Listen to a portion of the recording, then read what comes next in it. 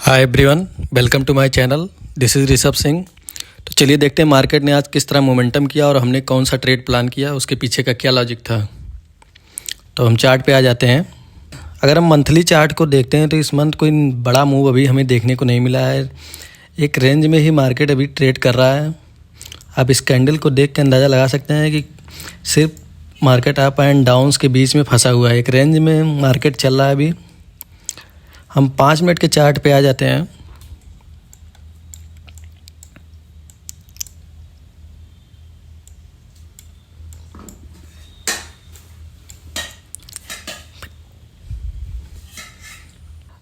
तो हम सबसे पहले बैंक निफ्टी पे आ जाते हैं। लगभग 200 पॉइंट के करीब गैप डाउन ओपनिंग हुई बैंक निफ्टी की।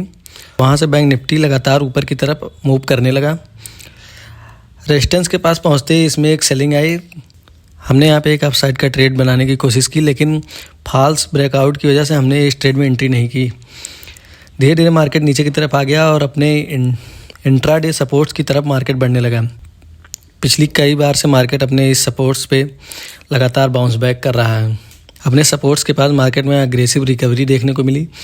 हमने यहाँ पे ट्रेड में एंट्री करने की कोशिश की, लेकिन मार्केट जब एक रेंज में फंस गया तब हमने इसका हाई और लो एक बार मार्क कर लिया। धीरे धीरे मार्केट जब इस यहाँ ब्रेकआउट देने लगा तो हमने यहाँ एक ट्रेड में एंट्री की। 100 क्वांटिटी के साथ हमने बैंक निफ्टी के इस ट्रेड में एंट्री की। जैसा कि बजट करीब आने वाला है तो इसलिए हम अपने लॉट साइज़ को काफ़ी कम रख रहे हैं, इसीलिए हमने 100 क्वांटिटी में इस ट्रेड में एंट्री की। यहाँ पे हमने 175-76 पॉइंट के करीब मूव कैप्चर किया।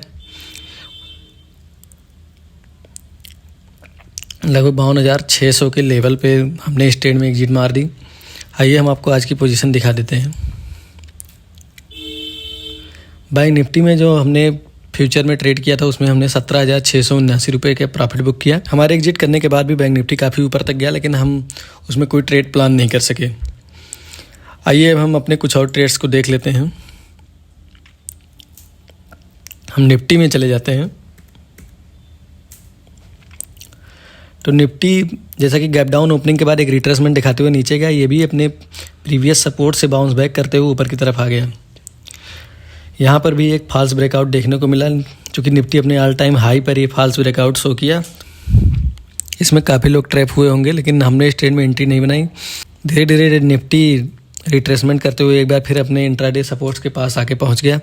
वहाँ से फिर हमने एक ट्रेड बनाने का प्लान किया, लेकिन हमें कोई क्लियर एंट्री नहीं मिली। इसलिए निफ्टी जब वहाँ से बाउंस बैक करके ऊपर की तरफ आया तो एक रेंज में फंसा, और वहाँ से जब इसने ब्रेकआउट दिया, अपने ऑल टाइम हाई का भी इसने ब्रेकआउट दिया, तो हमने यहाँ पे एक ट्रेड बनाया। हमने 75 क्वांटिटी से इस ट्रेड में एंट्री ली और हमने लगभग 50-55 पॉइंट इसमें कैप्चर किए। आगे फिर निफ्टी एक रेंज में फंसता दिखाई दिया और हमने फिर उसके ब्रेकआउट पे एक ट्रेड बनाया। उसमें हमने 70 पॉइंट कैप्चर किए। 50 क्वांटिटी में हमने इस ट्रेड को एग्जीक्यूट किया था। निफ्टी प्रत्येक दिन अपना ऑल टाइम हाई बना रहा है। मार्केट इस समय टॉप पे खड़ी है। हमने लास्ट में एक छोटा सा और ट्रेड लिया, जिसमें हमने 836 रुपये का प्रॉफिट किया। तो बैंक निफ्टी का जो हमने ट्रेड लिया था उसमें 17,679 रुपये का प्रॉफिट। 2 ट्रेड निफ्टी के एक कॉल साइड में हमने लिया, उसमें एक में 3437 का प्रॉफिट, एक में 3200 का प्रॉफिट, और जो लास्ट में हमने एक छोटा सा ट्रेड किया 836 रुपये का प्रॉफिट। तो ओवरऑल पूरे दिन में आज हमने 25,153 रुपये का प्रॉफिट बुक किया। आने वाले समय में हम निफ्टी को 25,000 तक भी जाता हुआ देख सकते हैं। जिस तरह से निफ्टी ने आज क्लोजिंग की है, जैसा कि हमने पिछली वीडियो में आपको बताया था कि बैंक निफ्टी अपने ऑल टाइम हाई से 800-900 पॉइंट नीचे चल रहा है, तो उसमें एक बेटर ट्रेड की अपॉर्चुनिटी मिल सकती है। हमने उसी अपॉर्चुनिटी को आज कैप्चर किया और लगभग 170 पॉइंट्स बैंक निफ्टी में हमने कैप्चर किए।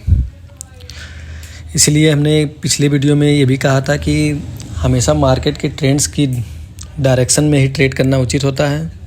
मार्केट के अगेंस्ट ट्रेड करने से हमें लॉस की संभावना बहुत ज़्यादा बढ़ जाती है। हम अपनी पोजीशन में चले जाते हैं। 25,153 रुपये का प्रॉफिट हमने बुक किया। ये मेरी आईडी है ऋषभ सिंह नाम से। हम एक बार इस पेज को रिफ्रेश कर देते हैं, जिससे आपको हमारी पोजीशन क्लियर दिखे। 25,153 रुपये का प्रॉफिट हमने बुक किया। जैसा कि बजट भी आने वाला है, तो आप लोग अपने लॉट साइज़ को काफ़ी कम से कम रखिएगा, क्योंकि मार्केट में रिस्क बहुत ज़्यादा है। मार्केट अपने ऑल टाइम हाई पे मौजूद है। किसी भी रिट्रेसमेंट में ही एंट्री बनाइएगा, कोई फ्रेश एंट्री अभी बनाने से बचिएगा। बाकी बजट के बाद हम डिस्कस करेंगे कि मार्केट का अगला मूव कहाँ हो सकता है। उम्मीद करते हैं आपको हमारा वीडियो हेल्पफुल लगा होगा। आप हमारे चैनल को सब्सक्राइब करिए ताकि ऐसे ही हेल्पफुल वीडियो आप तक पहुंचती रहे। इस वीडियो को लाइक कीजिए, शेयर कीजिए, जिससे यह जानकारी और भी लोगों तक पहुंचे।